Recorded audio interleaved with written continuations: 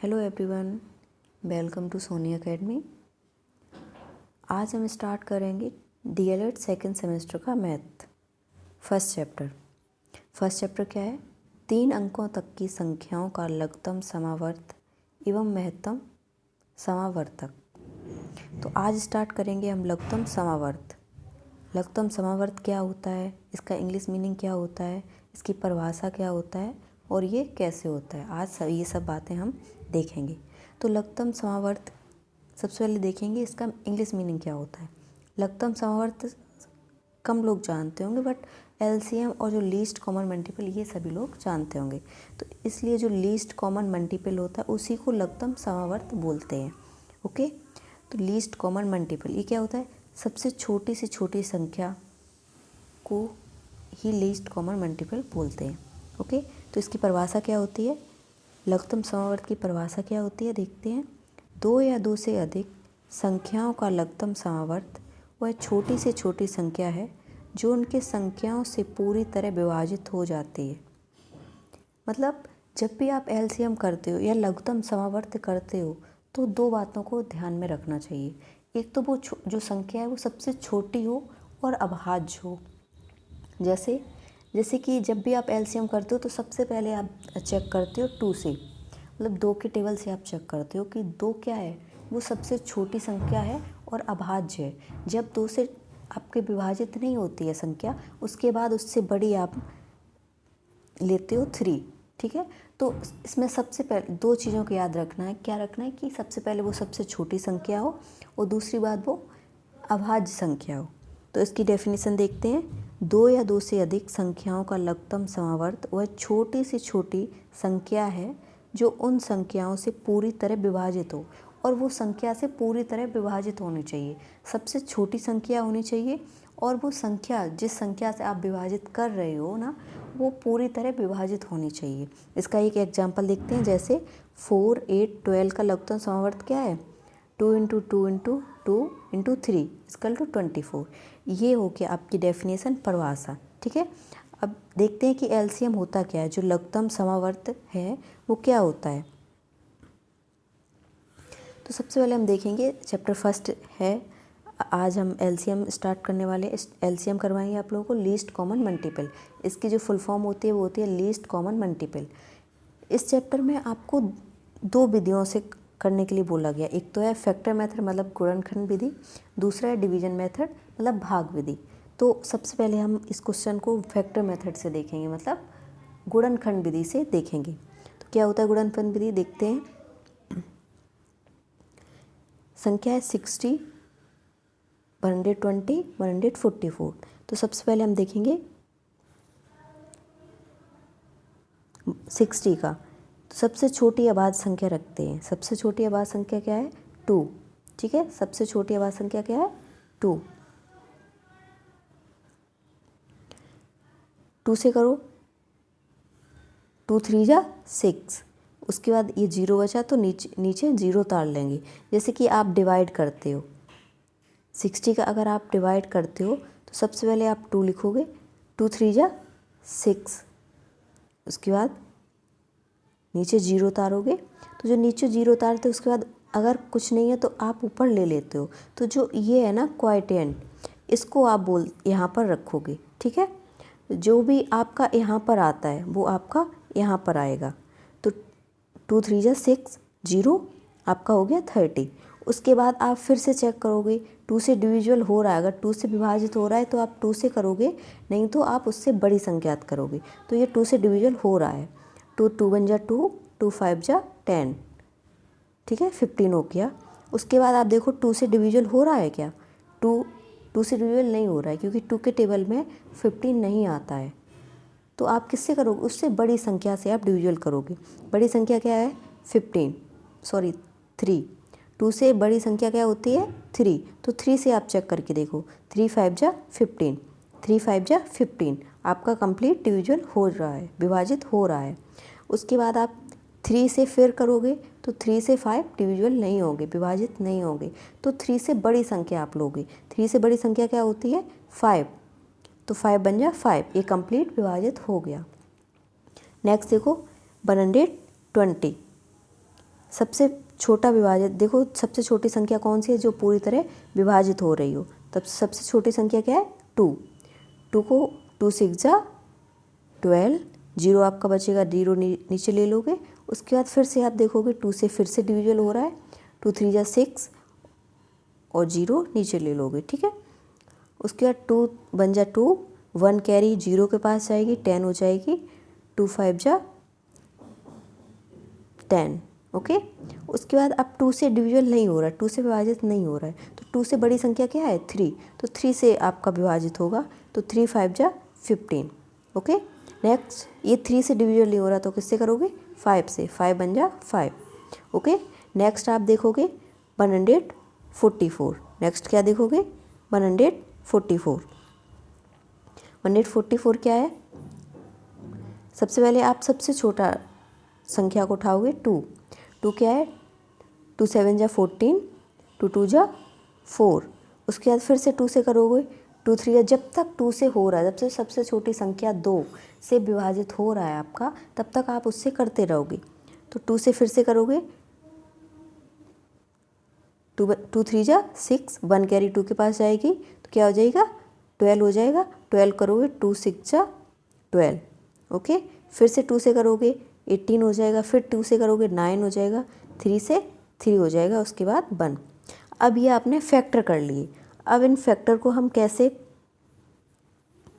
देखेंगे कि इन फैक्टर को हम किस टाइप से आंसर निकालते हैं, इन फैक्टर से किस टाइप से एलसीएम करते हैं वो हम देखेंगे।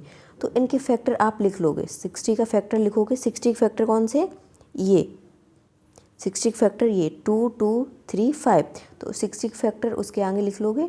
उसके बाद 120 के लिख लोगे ये फैक्टर, उसके बाद 144 के लिख लोगे। उसके बाद आप देखोगे कि जितने भी जो आपके जैसे 2 2 टाइम्स है, तो 2 की पावर 2 हो गया, आप इस टाइप से लिख लो, तो आसानी से सिंपल हो जाता है।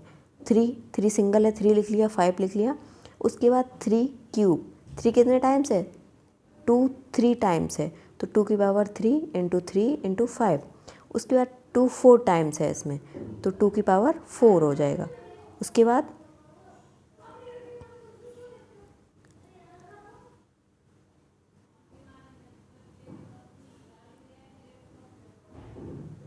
ओके, उसके बाद देखोगे 3 कितने टाइम्स है 2 टाइम्स, तो 3 की पावर 2 हो जाएगा, ओके। अब जब एलसीएम करते टाइम आप कॉमन देखोगे, कॉमन क्या किसको लोगे, जिसकी पावर ये 2 इधर है, इधर 2 है, इधर 2 की पावर 4 है। सबसे बड़ी पावर किसकी है, सबसे बड़ी पावर 2 की पावर 4 है, इसके पास है सबसे बड़ी पावर, ठीक है। तो इसको यहाँ पर लिख लोगे, 2 4 टाइम्स आप लिख लोगे, 1 2 3 4 टाइम। उसके बाद आप देखोगे 3 की पावर किसके पास सबसे बड़ी है, ठीक है, तो 3 की पावर इसके पास सबसे बड़ी है, तो ये इधर लिख लोगे 3 इंटू 3, ओके। उसके बाद देखोगे 5 के पास तो 1 ही पावर है, 5 के पास कुछ भी नहीं है, तो 5 1 पावर है, तो 5 सिंगल आप लिख लोगे, ओके। इसके बाद आप सबका मल्टीप्लाई कर लोगे, 2 इंटू 2 इंटू 2, 2 2 जा 4, 2 2 जा 4, 4 2 जा 8, 8 2 जा 16, 16 5 जा कितना होता है 16 5 जा 80, ओके। और 3 3 जा 9, 80 इंटू 9 आप कर लोगे, 9 0 लिख लोगे, 9 इंटू 0 तो 0 हो जाएगा, 9 8 जा 72, तो आपका आंसर हो गया 720। यही इसका एलसीएम है, ओके। फैक्टर मेथड से एलसीएम का आंसर क्या है 720, ओके। आई होप समझ आया होगा आपको। नेक्स्ट देखेंगे, एक मैंने जो फैक्टर मेथड से आपको करवा दिया, अब ये सेकंड क्वेश्चन आपका मैं डिवीजन मेथड से करवाऊंगी, मतलब भाग विधि से। फैक्टर मेथड में गुणनखंड विधि में आप क्या अलग अलग करते हो, लेकिन डिवीजन मेथड में एक साथ सब कुछ कर सकते हो। देखो जैसे 2 का आप उसी टाइप से करोगे, सबसे छोटी विभाज्य संख्या क्या है 2 को आप करोगे 2 2 जा 1, 2 2 जा 4 0, 2 2 जा 4 2 आ जाएगा, और 1 0 के पास जाएगा तो कितना हो जाएगा 10 हो जाएगा, तो क्या होगा 5 हो जाएगा, 0 3 2 3 जा 6, कितने बार गया 3 टाइम्स, कितने बार आ रहा 3 टाइम्स। उसके बाद 00, ऐसे ही 2 का कर लोगे, 2 6 जा 12, उसके बाद 0 लिख लोगे नीचे, उसके बाद 2 1 जा 2, 2 2 जा 4, 2 5 जा 10, 2 1 जा 2, 0 कैरी इसके पास जाएगी, 2 5 जा 10, 0। ओके, जब तक आपका 2 के टेबल सबसे छोटी संख्या जब तक विभाजित हो रहा तब तक आप उसी संख्या से विभाजित करते जाओगे। उसके बाद 2 3 जा 6, 0 आएगा। अब ये देखो जो 125 है वो नहीं जा रहा है, 125 जो है वो 2 से नहीं जा रहा, डिवीजन नहीं हो रहा है। तो जो भाग विधि क्या है, अगर डिवीजन नहीं हो रहा है तो कोई बात नहीं, उसको वैसा का वैसा ही नीचे उतार लो। उसके बाद 150 देखो, 2 7 जा 14, 1 कैरी 0 के पास जाए, कितना हो जाएगा 10। ओके, नेक्स्ट फिर से 2 से डिवाइड, आप 2 का टेबल लोगे क्योंकि ये 30 जो है ना वो 2 से विभाजित हो रहा है। स्टार्ट करोगे 2 1 जा 2, 1 0 के पास जाएगा, कितना हो जाएगा 2 10 जा 5। उसके बाद 125 वैसा नीचे रख लो। 75 भी 2 से नहीं जाएगा क्योंकि ये ओड नंबर है और ये इवन नंबर है। उसके बाद देखोगे 3 से 3 5 जा 15 और ये 125 3 से भी नहीं जा रहा है तो इसको वैसे नीचे रख लो। उसके बाद 3 2 जा 6, 1 कैरी 5 के पास जाएगी, 3 5 जा 15। उसके बाद 5 से करोगे, जब अब 3 से कुछ भी नहीं कटेगा, कुछ भी विभाजित नहीं होगा तो उसके बाद किससे करोगे, आप 3 से बड़े पहाड़े को लोगे, टेबल को लोगे या विभाजित संख्या को लोगे। तो 3 से बड़ी संख्या क्या है 5 है, तो 5 बन जा 5, 5 2 जा 10, 2 कैरी 5 के पास जाएंगे, कितना हो जाएगा 25। तो 5 5 जा 25। उसके बाद 25, 5 5 जा 25। ओके, फिर 5 से करोगे, 5 बन जा 5, 5 5 जा 25, 5 बन जा 5। उसके बाद फिर से 5 से और उसके बाद आपका कंप्लीट हो गया। अभी देखो एलसीएम कैसे निकालते हैं। उसमें जो फैक्टर विधि है, गुणनखंड विधि है, उसमें आपको देखना पड़ता है कौन सा कॉमन है, कौन सी जो संख्या है वो सेम है। बट इसमें संख्या सेम नहीं देखनी पड़ती क्योंकि ये सिंगल संख्या ही है, इसमें कुछ भी कॉमन लेने की ज़रूरत नहीं। जितने भी आपके आए हैं, जितने भी आपके फैक्टर हैं वो उठा के इधर मल्टीप्लाई कर लो और आपका आंसर आ जाएगा। 2 2 जा 4, 4 2 जा 8, 8 2 जा 16, 16 3 जा 48 और फिर इधर कर लो आप 5 5 जा 25, 25 5 जा 125। तो आपका जो मल्टीप्लाई करोगे तो आपका आंसर आएगा 600। ओके, आपका ये कंप्लीट हो गया। आपका फैक्टर मेथड भी बता दिया, आपका डिवीजन मेथड भी हो गया। फैक्टर मेथड में गुणनखंड विधि, डिवीजन मेथड में भाग विधि। उसके बाद ये है आपका homework, division method and factor method. ये आपका क्वेश्चन है, ये आप होमवर्क करके लाओगे और कमेंट करोगे आपका आंसर क्या है। सबसे पहले आप डिवीजन मेथड से करोगे, उसके बाद फैक्टर मेथड से करोगे। ओके, नेक्स्ट आप देखो, ये भी आपका होमवर्क है। ये 2 क्वेश्चन आप करके कमेंट करोगे कि इसके आंसर क्या है। Thank you. सब्सक्राइब, अगर वीडियो पसंद आया हो तो प्लीज़ लाइक करो एंड सब्सक्राइब करो। Thank you.